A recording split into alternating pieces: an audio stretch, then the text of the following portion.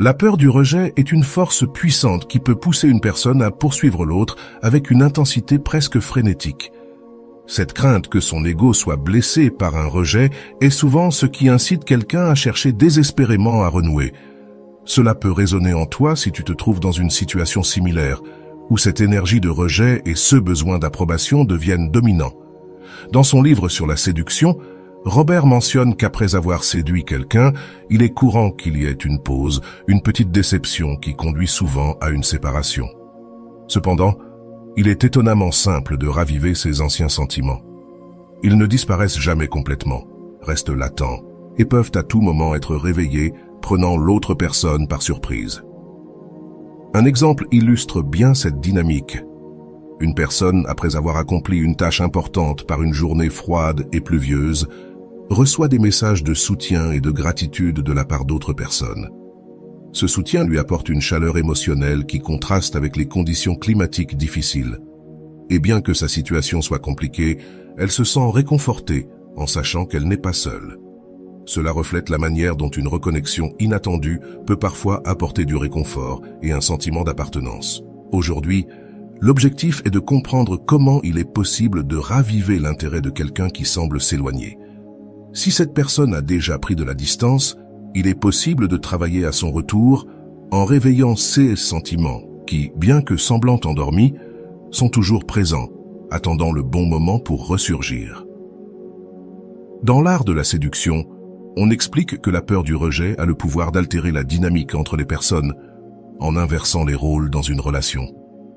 Un psychanalyste autrichien, disciple de Freud, a mentionné que le rejet est une leçon dans l'art d'aimer. Cette idée a de nombreuses significations et conduit à la réflexion suivante. Lorsque quelqu'un nous accorde trop d'attention, nous finissons souvent par le prendre pour acquis, perdant ainsi l'intérêt et l'excitation initiale. L'acceptation constante peut devenir monotone, à tel point que ce qui nous excitait autrefois passe désormais inaperçu. Un exemple de cette dynamique peut être observé chez les enfants. Lorsqu'un enfant reçoit un nouveau jouet, toute son attention est absorbée par celui-ci.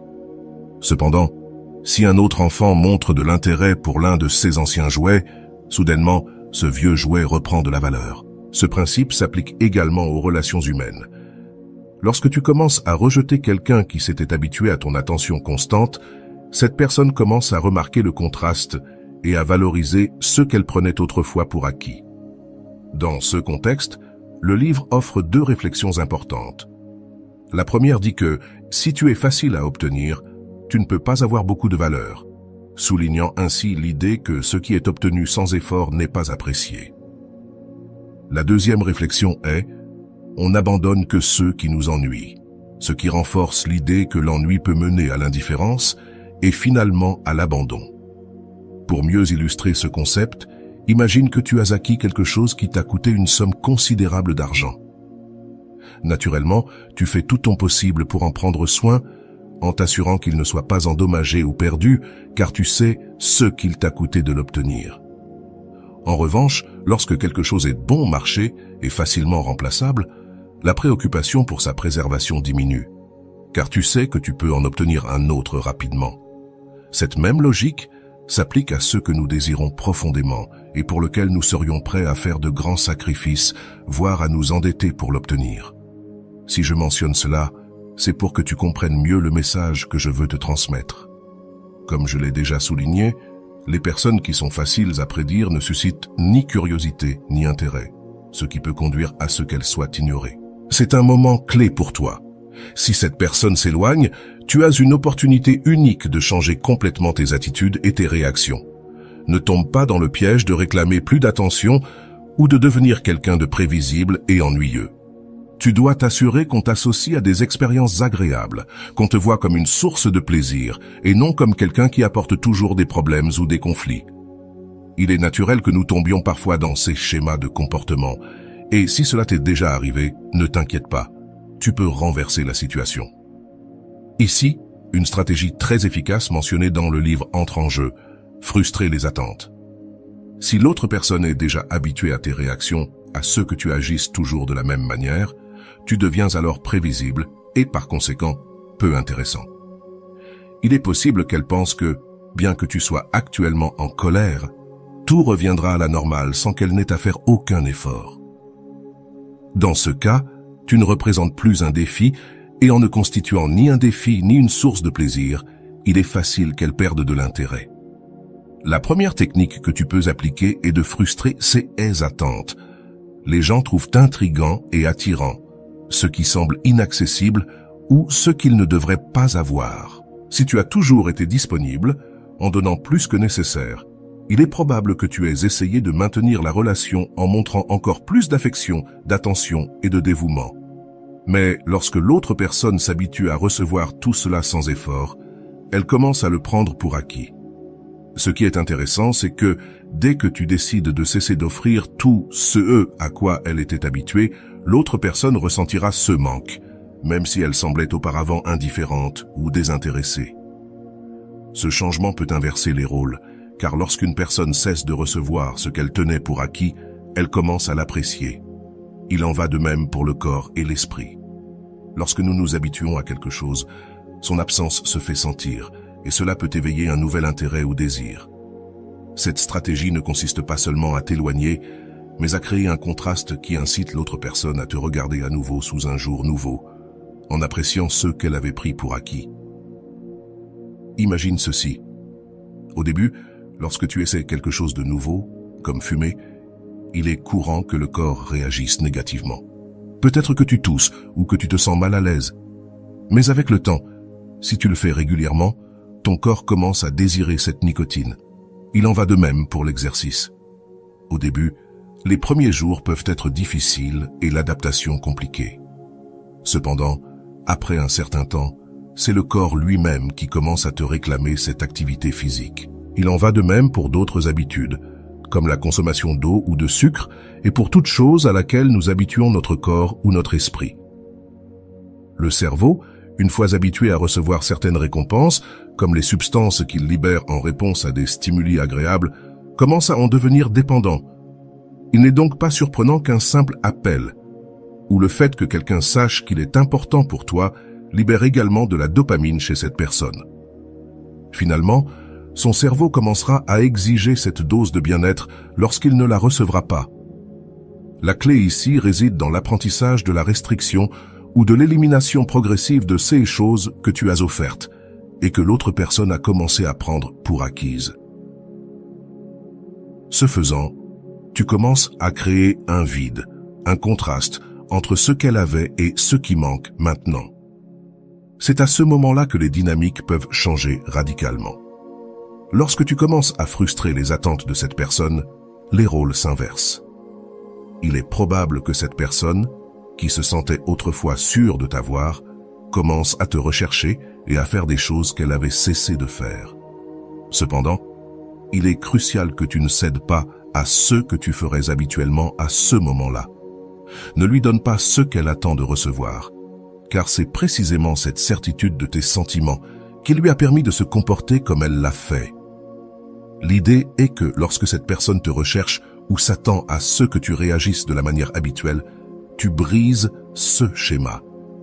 Ne tombe pas facilement dans ces jeux. N'offre pas cette solution rapide qu'elle espère obtenir avec ses gestes habituels. Ce faisant, tu commenceras à changer la perception qu'elle a de toi et à générer un nouveau type d'intérêt, basé sur l'incertitude et la nouveauté de ne pas pouvoir prédire tes réactions.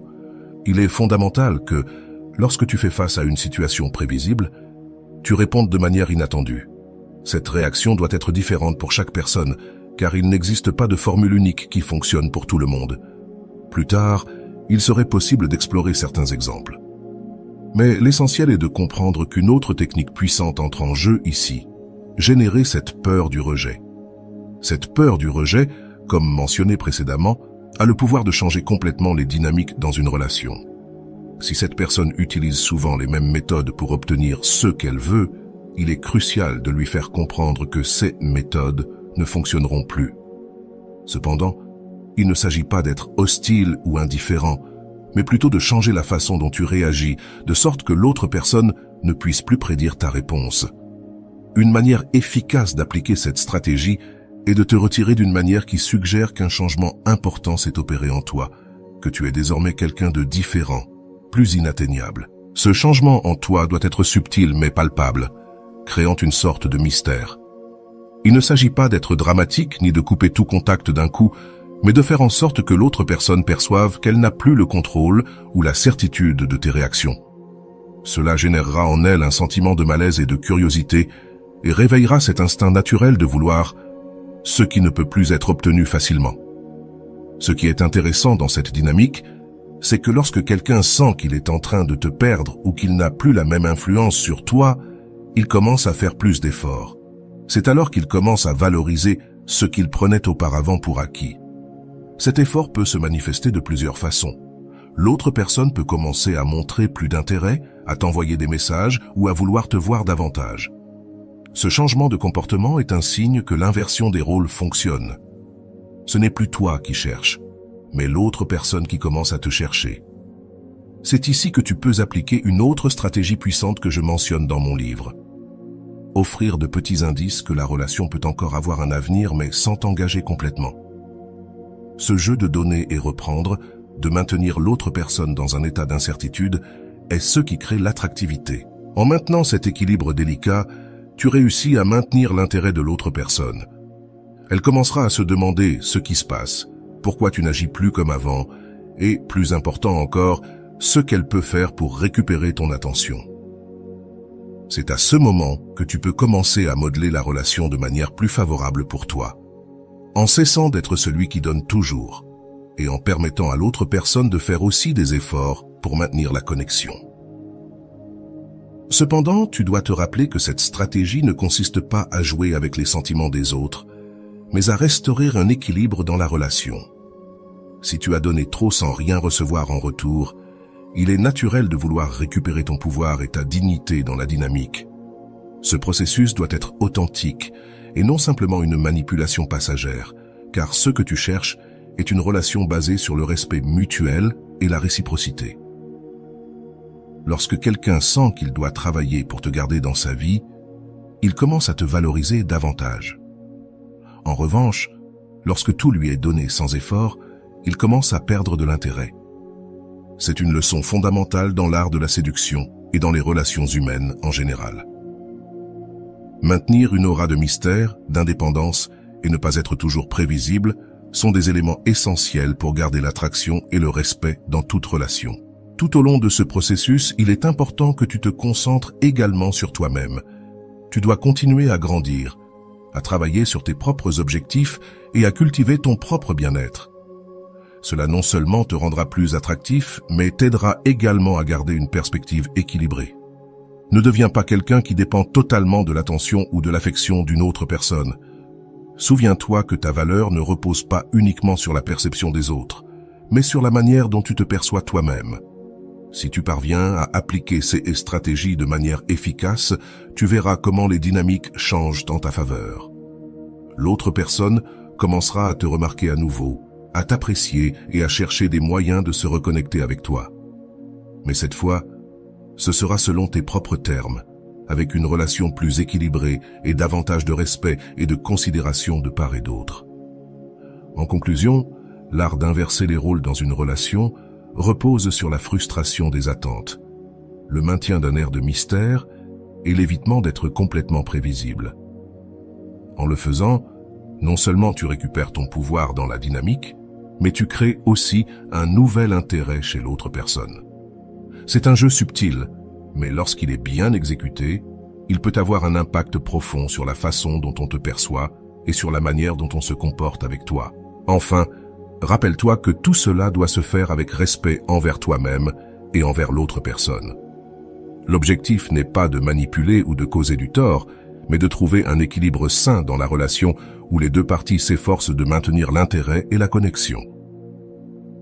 En agissant ainsi, tu obtiendras une relation plus satisfaisante et durable.